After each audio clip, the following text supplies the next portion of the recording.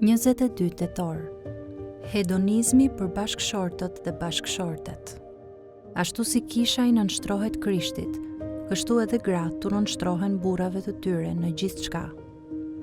Ju burra, duajini gratë tuaja, sikurse edhe Krishti deshi kishën dhe dha veten e tij për të. Efesianëve 5:24-25.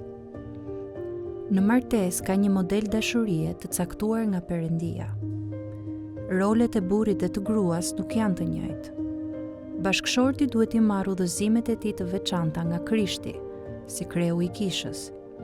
Bashkëshortja duhet i marrë udhëzimet e saj të veçanta nga projektimi i Perëndisë për kishën, si e nënshtruar ndaj Krishtit. Duke e bërë këtë, rezultatet e mëkatshme dhe të dëmshme të rënjes fillojnë të zhbëhen. Rënja e shtrembroi kryesinë e dashur të burrit në një sundim armiqësor të disa burra dhe në shpërfillje për tace tek të tjerët. Rënja e shtrembroi në nshtrimin inteligjent dhe të vullnetshëm të gruas, në servilizëm manipulues të disa gra dhe në mosbindje të pacip tek të tjerat. Shpengimi që pritëm kur Mesia erdhi më në fund në Jezu Krishtin nuk ishte heqja e rendit të krijuar për kryesi të dashur dhe në nështrim të vullnetshëm, por një ripërtëritje e tij. Bashkëshorte, shpengojeni në nështrimin tuaj të rënë, duke e modeluar atë sipas synimit të Perëndisë për një kishë të gëzueshme. Bashkëshort, shpengojeni kryesinë tuaj të rënë, duke e modeluar sipas synimit të Perëndisë për Krishtin, i cili do kaq bujarisht.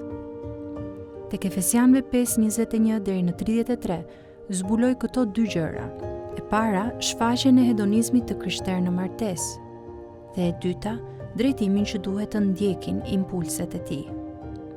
Bashkëshorte, kërkojeni gëzimin tuaj në gëzimin e bashkëshortit tuaj, duke afirmuar dhe duke nderuar rolin e tij të caktuar nga Perëndia, si kreu ose udhëheqësi i marrëdhënies suaj.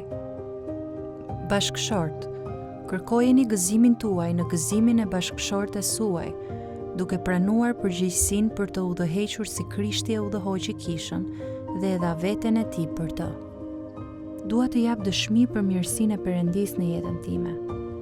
Hedonizmin e krishterë zbulova në të njëjtin vit që u martova, në 1968. Që nga ajo kohë, unë dhe Noel, duke treguar bindje ndaj Jezu Krishtit, kemi ndjekur me pasionin më të madh të mundshëm gëzimet më të thella dhe më jetëgjata të mundshme. Me shumë papërsosmëri dhe në disa raste me gjysmë zemre, e kemi ndjekur gëzimin tonë në gëzimin e tjetrit. Pas 54 vitesh martesë, ne mund të dëshmojmë së bashku se, për ata që martohen, ky është shtegu dritë dëshirës së zemrës. Për ne, martesa ka qenë një model për hedonizmin e krishterë. Ndërkohë që secili e kërkon gëzimin në gëzimin e tjetrit dhe përmbush një rol të caktuar nga Perëndia, misteri i martesës si shëmbulltyrë e Krishtit dhe e kishës shpaloset për lavdinë e tij të madhe dhe për gëzimin ton të madh.